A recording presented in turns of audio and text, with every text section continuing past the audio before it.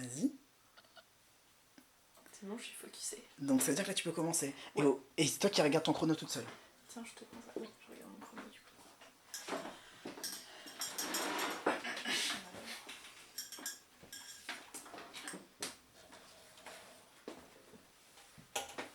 Je t'assois. Alors du coup, moi la question que je m'étais posée, question un peu rhétorique, le corps féminin doit-il être un mystère? Justement, ta première diapo, tu nous montrais Amazon, le livre d'Amazon avec la question les secrets du cerveau féminin, et tu disais que tout ce qui touche autour du féminin, il y a un peu cette notion de secret et de mystère, donc ça tombe bien parce que c'est justement le thème de ma présentation. Alors, donc déjà, juste un peu en introduction, les questions que je m'étais posées et qui m'avaient fait penser à ce thème, c'est que, en effet, beaucoup de choses qui tournent autour du corps féminin et du féminin en général ont un peu cette notion d'inconnu, de choses cachées. Déjà rien que par le fait que les femmes ont des organes, a priori des organes sexuels, qui sont internes à la différence des hommes où leurs organes sont externes. Après, moi je vais vraiment parler de l'aspect sexualité, etc.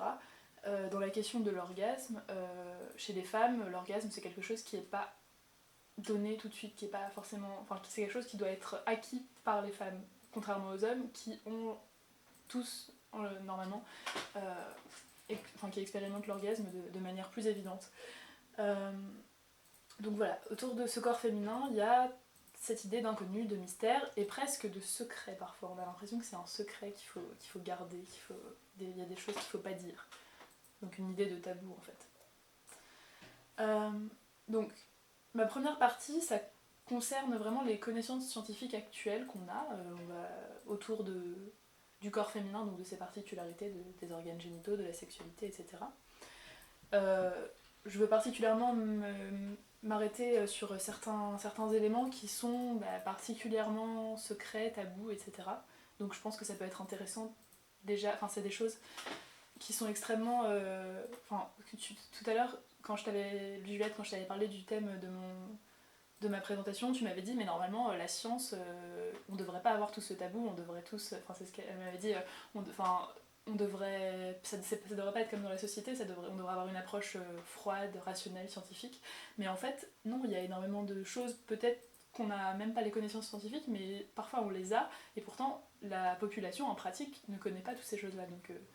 Donc c'est intéressant déjà de faire le point dessus. Donc on va parler hymen, clitoris, orgasme, et le rôle de l'orgasme dans l'évolution. Alors déjà la première chose qui me paraît vachement importante de parler, c'est de l'hymen, parce qu'il y a énormément de mythes autour de ça. L'hymen, c'est... dans l'imaginaire, souvent, c'est une membrane qui ferme complètement le vagin, et puis un jour, un homme doit venir et ouvrir cette membrane, et puis ça se fait dans une effusion de sang, et c'est douloureux, et c'est terrible. Vous rigolez, mais pour beaucoup de filles, c'est une grande angoisse, leur première fois, la perte de la virginité. On dit perte de la virginité, déjà on parle de perte. Alors que bon, il y a énormément de fausses conceptions à propos de ça, donc déjà, je ne sais pas si vous le saviez, mais en tout cas, il y a beaucoup de gens qui ne le savent pas. Au niveau de l'anatomie, il n'y a pas d'obstruction complète. L'hymen n'est pas une membrane qui recouvre complètement l'intérieur du vagin. Sinon, quand on aurait ses règles, le sang ne pourrait pas s'écouler, donc déjà c'est une chose qui paraît évidente.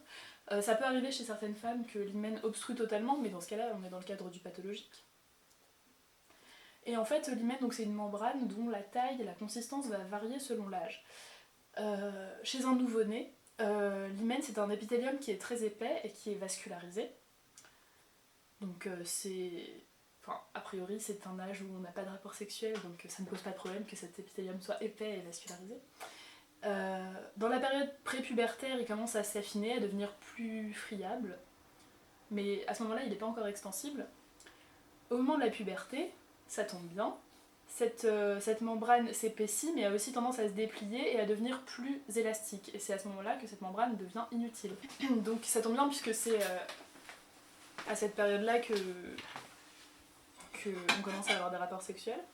Donc ensuite, il y a encore une modification au moment de la grossesse. La membrane de l'hymen devient plus épaisse et riche en glycogène. Donc vous voyez, une femme qui est enceinte, a priori, n'est plus vierge, et elle a encore un hymen. Son hymen s'épaissit.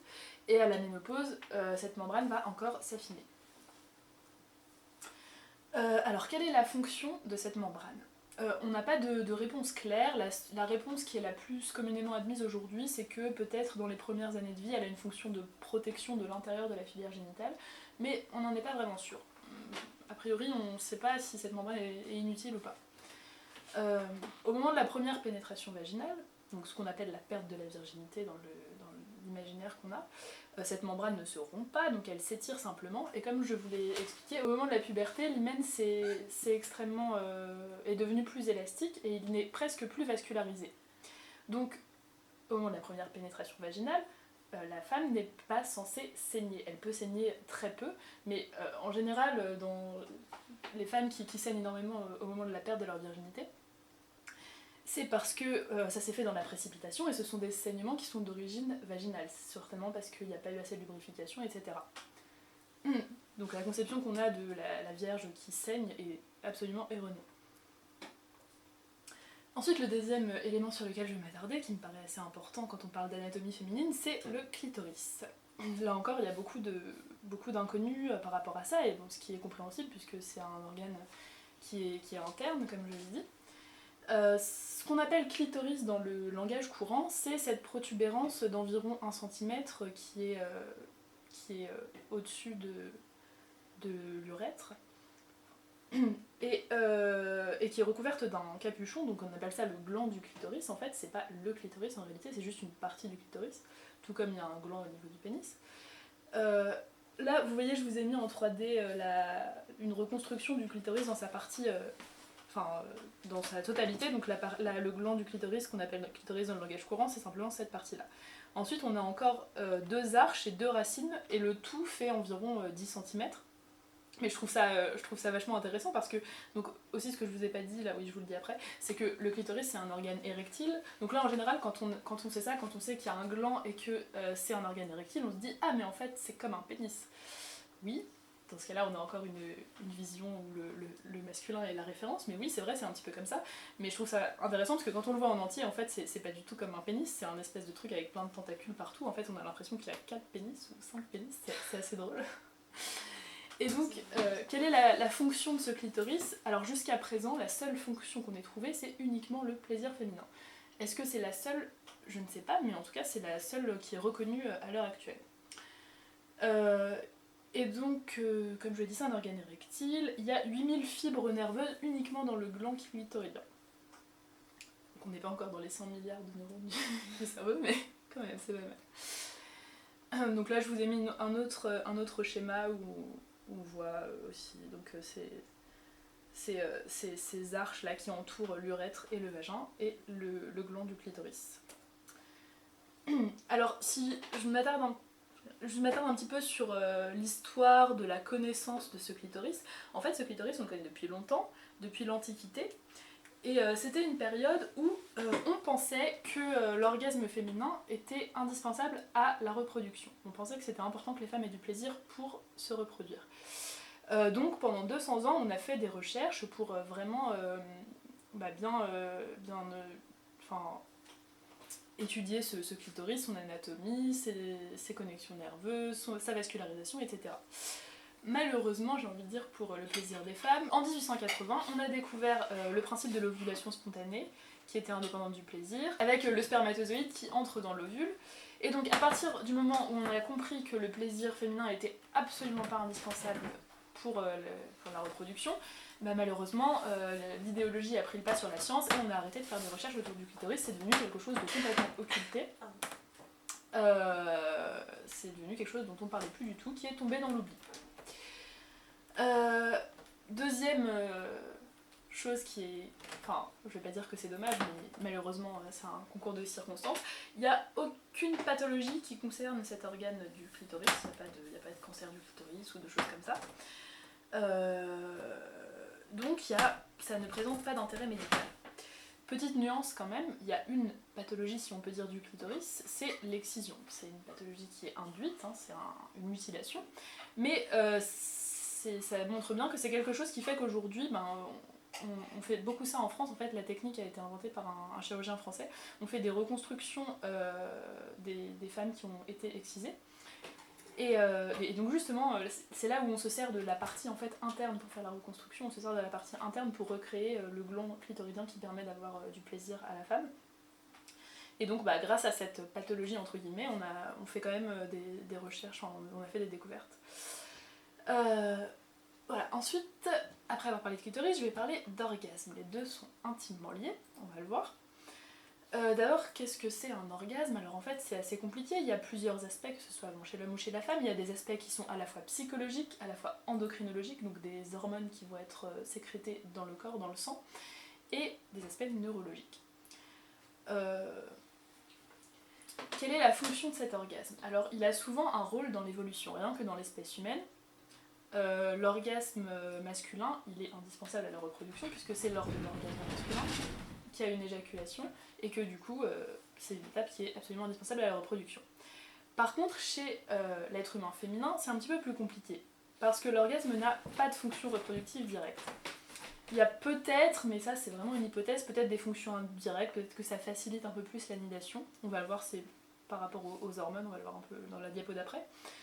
Mais il est vraiment important de comprendre qu'il n'y a aucun lien chez la femme entre orgasme et reproduction. La fécondation peut résulter d'un viol, on peut tomber enceinte après avoir été violée, après n'avoir eu aucun plaisir, etc. Donc je m'attarde rapidement sur les aspects endocrinologiques de l'orgasme. Chez la femme, il y a une montée d'hormones, une poussée endocrine, j'ai un peu mal traduit de l'anglais là, qui va se faire de prolactine et d'ocytocine. Donc je sais pas si vous connaissez un peu ces hormones, mais elles ont vraiment plusieurs rôles. La prolactine, c'est entre autres une hormone qui permet la lactation, donc elle est très élevée chez la femme enceinte, et chez la femme après dans le postpartum. L'ocytocine, c'est aussi une hormone qui intervient dans l'accouchement, dans le plaisir, dans l'attachement avec son partenaire. Quand on est avec un partenaire depuis longtemps, on sécrète de l'ocytocine, c'est ça qui favorise l'attachement entre deux partenaires. Donc voilà, je vais rapidement parce qu'en plus je connais pas toutes leurs fonctions, mais ce sont des hormones très intéressantes et elles sont sécrétées dans le sang pendant l'orgasme. Et donc cette montée d'hormones pendant l'orgasme qui survient chez la femme, elle survient également chez d'autres espèces, chez d'autres mammifères, chez qui les ovulations sont induites par l'orgasme. Parce que là, je me suis pas trop attardée là-dessus, j'ai pas trop expliqué, mais en fait, je vous ai dit que chez la femme, il n'y avait aucun lien entre orgasme et reproduction, mais c'est un petit peu un cas particulier parce qu'il y a vraiment beaucoup de cas où les deux sont liés. Chez l'homme, chez l'être humain masculin, c'est lié, et chez beaucoup d'autres mammifères, c'est également lié. Il faut en fait, il y a les mammifères à ovulation induite, à ovulation induite, donc c'est dans le cas où il faut avoir un orgasme pour que la reproduction soit possible, et il y a les mammifères à ovulation spontanée. Donc il faut que, en fait, comme chez la femme et chez d'autres animaux, les chiens par exemple, il y a des règles, il y a une ovulation qui est spontanée de manière régulière. Alors, pourquoi il y a encore cet orgasme chez la femme? Est-ce que c'est un vestige chez les femmes dont la fonction reproductive ancestrale est devenue moins importante, voire obsolète? En fait, qu'est-ce que veut dire cette phrase? C'est qu'avant, on suppose que chez nos ancêtres, l'ovulation était induite, elle était dépendante de l'orgasme, et que cette fonction s'est perdue, donc au cours de l'évolution, c'était plus efficace certainement de se reproduire s'il n'y avait pas cet orgasme indispensable. Donc du coup, l'ovulation est devenue spontanée et non plus induite. Donc le fait qu'il y ait un orgasme, c'est un vestige de cette ancienne ovulation induite chez les femmes. Et donc, encore une fois, là je vous parlais de ces hormones qui augmentent pendant l'orgasme. Je répète, je l'ai déjà dit, mais ça c'est bien associé à l'orgasme et pas à la copulation. Ça ne survient pas à chaque copulation, s'il n'y a pas d'orgasme ça ne survient pas, et s'il y a un orgasme sans copulation ça survient aussi. Donc ensuite je vais m'attarder un petit peu plus sur quels sont les types d'orgasmes, comment l'orgasme est atteint chez la femme. Il y a ce mythe qu'il existerait un orgasme vaginal, un orgasme clitoridien qui a été d'ailleurs induit par Freud, je crois que c'est lui le premier qui avait parlé d'orgasme vaginal. L'orgasme vaginal ce serait l'orgasme de la femme adulte alors que l'orgasme clitoridien c'est l'orgasme de petite fille. En réalité, quand on comprend l'anatomie du clitoris, on comprend que c'est absolument faux, et en fait l'orgasme est toujours, directement ou indirectement, induit par la stimulation clitoridienne. Toujours. Donc l'orgasme vaginal, machin, c'est totalement faux. Après, quand même, les différents types qu'on peut dégager, c'est l'orgasme, donc celui qu'on dit clitoridien, qui est induit par une stimulation directe du gland clitoridien, donc par frottement, par exemple pendant la masturbation, ou un orgasme qui est induit à travers l'intérieur du vagin, par pression, donc par un pénis ou par autre chose, par des doigts, par un sextoy, que sais-je. Et donc c'est celui-là qu'on appelait clitoridien, mais en fait, vaginal, mais en fait c'est bien une stimulation clitoridienne. Bon, je vous parle d'une étude américaine qui est sortie, qui a été faite que sur 30 femmes, donc c'est vraiment, voilà, évidemment c'est à prendre comme une étude qui a été faite que sur 30 participants, mais c'est quand même assez intéressant. Ils ont voulu savoir si l'orgasme était plus fréquent chez les femmes qui avaient selon la taille du clitoris. Chez les femmes qui ont un gros clitoris, est-ce qu'elles ont plus souvent un orgasme? Et ils se sont aperçus que oui. Ils avaient à peu près, je crois, entre 15 et 30% des femmes dans leur étude qui se disaient anorgasmiques, qui n'avaient jamais connu l'orgasme, qui avaient du mal à l'atteindre. Et ils se sont aperçus que plus les femmes avaient un grand clitoris, plus elles avaient des orgasmes facilement. Et également, ils ont étudié la distance entre l'entrée du vagin et le clitoris. Et plus cette distance était faible, plus les femmes avaient des orgasmes facilement. En fait, c'est assez facile à comprendre. C'est que chez les femmes qui ont un clitoris d'une taille importante ou qui est près du vagin, il a plus de probabilité d'être stimulé lors d'une pénétration vaginale et il n'y a pas besoin qu'il y ait d'éducation du partenaire ou d'éducation de la patiente. Donc sans le vouloir, en fait, le clitoris est plus facilement stimulé. Donc du coup, c'est des femmes qui ont facilement un orgasme par stimulation, pendant un rapport vaginal hétérosexuel. Mais voilà, pour rassurer les femmes qui n'ont pas un gros clitoris, c'est le seul lien qu'il y a entre les deux. En fait, on peut très bien avoir un orgasme aussi important avec un petit clitoris, mais il faut juste savoir comment le stimuler. Donc ça nécessite une éducation, et cette éducation, elle fait souvent défaut. Et elle fait défaut chez les partenaires ou les femmes qui sont anorgasmiques, enfin, qui sont dites anorgasmiques. Et ce qui est intéressant aussi, mais ce qui est assez logique après tout ce qu'on a vu, c'est de voir que l'orgasme féminin, c'est pas du tout quelque chose qui est systématique lors d'un rapport classique hétérosexuel, mais par contre il est beaucoup plus fréquent dans la sexualité des lesbiennes ou lors de la masturbation solitaire. Et c'est assez logique. Alors ensuite, après toutes ces considérations un peu scientifiques, on va passer à la deuxième partie, qui est celle plutôt des représentations du corps féminin, et ces représentations qui sont marquées par l'inconnu. Donc je parle de beaucoup d'aspects là-dedans, pas tous parce qu'il y en a tellement, mais je parle quand même de beaucoup d'aspects. Différents aspects du corps féminin, on a déjà parlé de virginité, mais on va plus reparler un peu plus approfondir sur la représentation, mais aussi celle des règles, des hormones, de la grossesse. Je vais aussi m'attarder sur quelques situations médicales, puisque c'est un peu mon angle d'approche aussi. Et on va parler du fait que ce corps féminin qui est inconnu, c'est un terrain qui est censé être découvert par un homme. Alors d'abord, je vous ai déjà un petit peu parlé du concept de virginité en parlant de l'hymen. Déjà, au niveau de l'étymologie du terme virginité, c'est une étymologie qui est latine. Vir, ça veut dire l'homme, et générer, ça veut dire créer pour. Donc déjà, rien que dans l'étymologie du mot vierge, la vierge, c'est quelqu'un qui est créé pour l'homme. C'est le terrain de l'homme qui doit aller faire des choses là-dedans. Donc on en a parlé, il y a un imaginaire qui est extrêmement violent et sanguinaire. Là en petite photo je vous ai mis ces draps tachés de sang, donc voilà, il y a énormément de culture où le soir de noces, il y a cette tradition de montrer les draps sanguinolents de la Vierge, et donc surtout on dit aux hommes, on explique aux jeunes mariés qu'il faut qu'ils fassent saigner sa partenaire, donc du coup il faut surtout y aller très vite, et puis il faut surtout qu'elle crie et qu'elle ait mal, parce que sinon ça veut dire qu'elle n'était pas vraiment vierge, et donc elle était impure, et on ne sait pas ce qu'elle a fait avant. Rien que dans l'expression perdre sa virginité, il y a cette notion que la jeune vierge va perdre quelque chose, elle va être déflorée. Donc il y a tous, je donne que quelques exemples, mais il y a énormément dans le langage et dans le vocabulaire d'exemples comme ça. Alors que bon, on l'a bien vu, on ne perd absolument rien du tout. Avec les connaissances actuelles qu'on a maintenant, c'est un concept qui devrait être totalement remis en cause, mais pourtant dans l'imaginaire collectif c'est tout le temps hyper fréquent, hein, et même chez des médecins, etc. Il y a toujours cette idée que voilà, vous allez perdre votre virginité, donc vous allez saigner. Mais donc voilà, cette conception n'a que très peu de fondements scientifiques, comme je vous l'ai déjà expliqué. L'hymen n'est que très très faiblement vascularisé, donc ça peut saigner un tout petit peu, mais sinon le reste, c'est pas censé saigner énormément.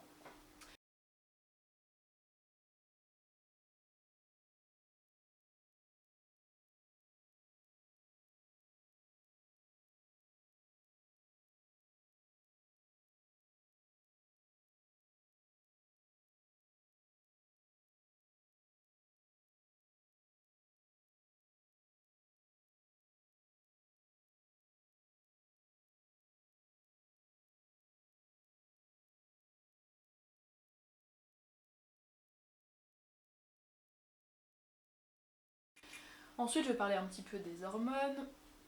Il y a plein de conceptions, d'idées reçues autour des hormones chez les femmes. On dit que les femmes, elles sont hystériques, elles ont leurs hormones qui leur fait perdre la tête.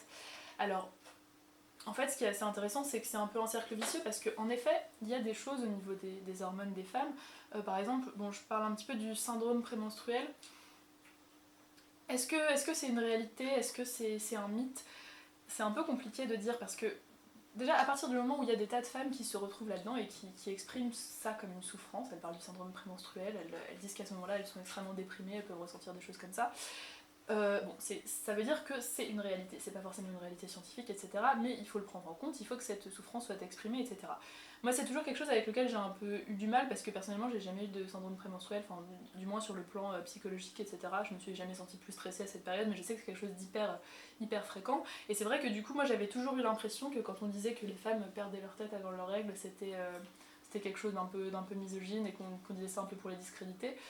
Donc c'est vrai que j'ai longtemps cru ça et puis ensuite après j'ai un peu fait mon mea culpa parce qu'il y a vraiment des femmes qui ressentent ça et du coup il faut pas le dénigrer, ce serait tout aussi sexiste. Euh, alors là en fait j'ai entendu parler de, je sais pas si tu connais ça Antoine, mais de l'histoire des syndromes culturels et il y a une personne qui a écrit un livre dessus mais ce livre ne sort qu'en avril donc du coup je suis déçue, j'ai pas encore pu le lire et il disait que en fait, il y a certains syndromes qui sont des syndromes culturels qui n'existent que dans certaines cultures. Par exemple, dans certaines cultures africaines, il y a le syndrome du vol du pénis. Il y a certains hommes qui pensent qu'on leur a volé leur pénis ou des choses comme ça. Nous, ça nous paraît totalement farfelu, mais en fait, c'est des choses hyper fréquentes dans certaines cultures, mais qui existent que dans cette culture. Et donc, lui, il disait que le syndrome prémenstruel, ça n'existait que dans la culture occidentale. Selon lui, dans les autres cultures, les femmes ne parlaient pas de ça. Et donc son hypothèse, c'était que peut-être il y avait une certaine pression sur les femmes occidentales et que cette période avant les règles, c'était une espèce de soupape où elles pouvaient un peu exprimer des émotions un peu différentes. Alors je sais pas, et en même temps il y a aussi des arguments scientifiques qui sont en faveur. Donc du coup, gros point d'interrogation, moi je vais plus me renseigner sur le sujet, j'attends que ce livre sorte aussi. Mais en tout cas, ce qu'on peut voir, c'est que c'est un cercle vicieux, parce que la connaissance est moins facile d'accès par rapport au corps de la femme, voilà, parce qu'il y a des organes cachés, etc. Mais en même temps, c'est aussi volontairement occulté. On l'a vu par exemple par rapport au clitoris. Le clitoris, c'est un organe qui est interne, dont on n'a pas un accès direct. Mais on a quand même réussi à découvrir plein de choses dessus. Mais on l'a volontairement occulté dans l'histoire et on a arrêté de faire des recherches dessus. Donc c'est un petit peu pareil pour tous les sujets féminins comme ça. Peut-être que c'est des choses plus difficiles à comprendre, mais en même temps, il y a tout un tabou autour de ça. Et il y a tout un mystère autour de ça, le mystère renforce le tabou, qui renforce... voilà, ça se mord la queue, c'est un cercle vicieux.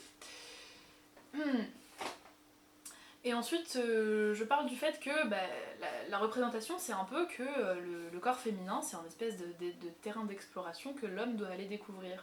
Et c'est pas que seulement que lui, il doit aller découvrir ce que c'est, qu'il doit aller conquérir. Non, c'est carrément que la femme n'a pas la connaissance de son corps tant qu'il n'y a pas un homme qui vient lui faire découvrir. Il y a beaucoup de femmes qui ont cette conception par rapport au sexe. C'est le partenaire qui doit leur faire découvrir le plaisir, qui doit leur enseigner l'orgasme par exemple. Il y a beaucoup de femmes qui n'ont jamais pratiqué la masturbation, qui n'ont pas découvert le plaisir sexuel par elles-mêmes, et elles attendent ce chevalier qui va venir leur faire découvrir leur plaisir. Alors que c'est beaucoup moins efficace de faire ça que d'essayer de découvrir par soi-même et ensuite d'expliquer à son partenaire comment faire. Mais bon. Et puis on retrouve aussi un petit peu cette notion dans le milieu médical, par exemple, je sais pas si vous savez, mais il y a une tradition tout cas qui est forte en France, mais c'est aussi comme ça dans d'autres cultures occidentales, il y a cette tradition de l'examen gynécologique de routine. Ça, j'ai jamais trop compris pourquoi, mais chez les jeunes filles, à partir du moment où elles commencent à être pubères, même parfois avant leur première expérience sexuelle, ou des fois à l'occasion de cette expérience sexuelle, on leur dit « Ah bah il faut, maintenant t'es grande, il faut que tu ailles voir un gynécologue pour faire cet examen de routine ». On a prouvé depuis plusieurs années déjà que cet examen de routine n'avait absolument aucune utilité. Aucune utilité. On va voir un gynécologue quand on a un problème, quand on a un symptôme. Quand on n'a pas de symptôme, on va pas voir un médecin, ça ne sert à rien.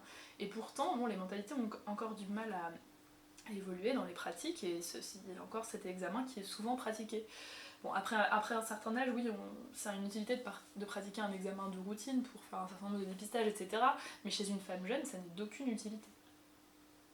Et donc, dans ce domaine médical aussi, on a, je trouve, un petit peu cette figure du gynécologue. Donc dans l'imaginaire collectif, le médecin c'est encore un homme, hein, même si dans les faits c'est plus du tout le cas, mais dans l'imaginaire c'est un homme qui sait, qui a la connaissance et qui va faire découvrir son corps à la femme. Je faisais juste un petit aparté là sur la grossesse.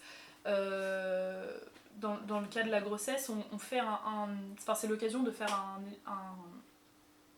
un état des lieux un petit peu général sur l'état de santé d'une femme, et ça c'est justifié sur le plan scientifique. Et du coup, c'est là par contre une opportunité de découvrir, de dépister des maladies, etc. chez des femmes jeunes, alors que quand on est jeune, c'est un âge où on est peu amené à consulter les médecins. Donc là, c'est plutôt un avantage des femmes par rapport aux hommes, puisque chez les hommes jeunes, on n'a pas ce moment où on peut leur dépister des maladies.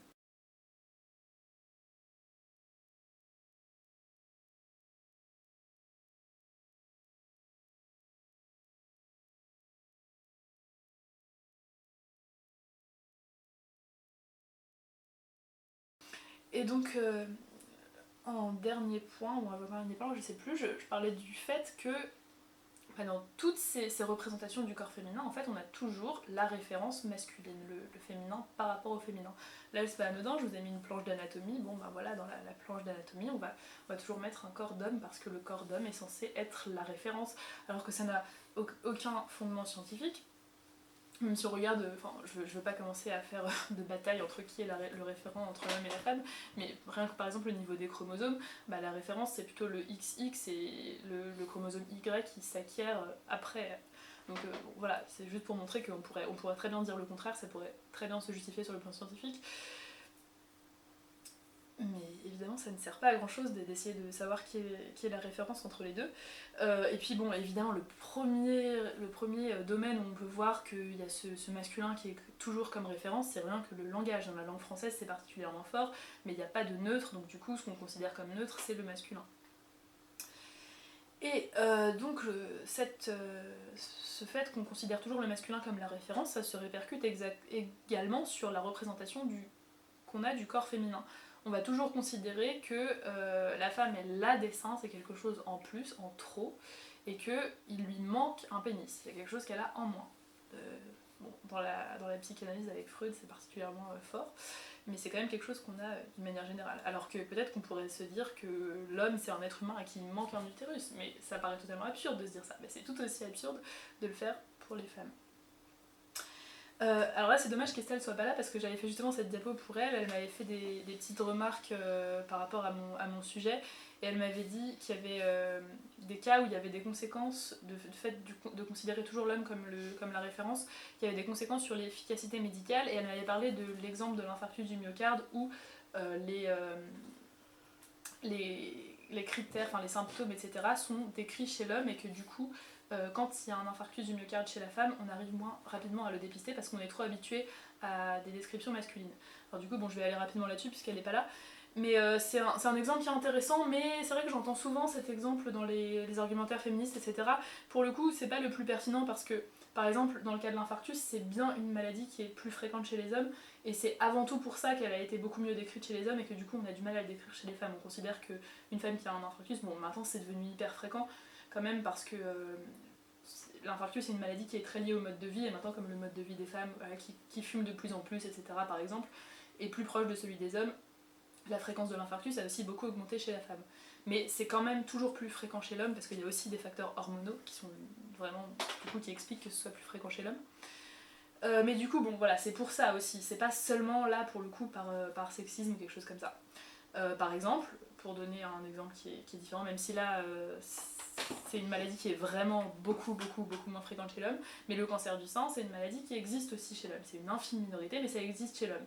Mais là, dans ce cas-là, un homme qui a un cancer du sein, il va être défavorisé par rapport à une femme parce qu'on va moins facilement y penser, les symptômes vont pas être tout à fait les mêmes, etc.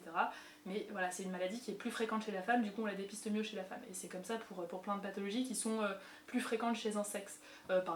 Pour donner encore un exemple, par exemple, l'anorexie, c'est plus fréquent chez les femmes, donc du coup, un homme qui va présenter des symptômes anorexiques, on va pas les reconnaître parce que déjà on va moins y penser, mais en plus, les symptômes vont pas s'exprimer exactement de la même façon. Par exemple, un homme anorexique, il va pas essayer d'être le plus maigre possible parce que c'est pas valorisé socialement pour un homme d'être très très maigre. Il va plutôt essayer d'être musclé avec un taux de gras très très bas. Donc ça va pas être les mêmes clichés. Enfin bref, là je m'égare un peu, mais c'est quand même assez intéressant. Mais après, peut-être que quand même le fait que le masculin soit toujours la référence, ça peut se vérifier dans d'autres cas de figure, dans des maladies qui seraient mieux réparties entre hommes et femmes. Donc là, je vous faisais juste un tout petit résumé de tout ce que j'ai dit tout à l'heure. Donc on a cette représentation que la femme n'est pas réellement maîtresse de son corps, elle n'en a même pas la connaissance. Hop.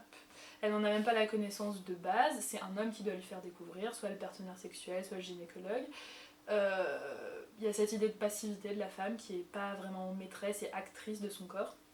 Et puis le corps féminin, il est là pour accueillir, il est là pour accueillir le pénis, il est là pour accueillir la grossesse.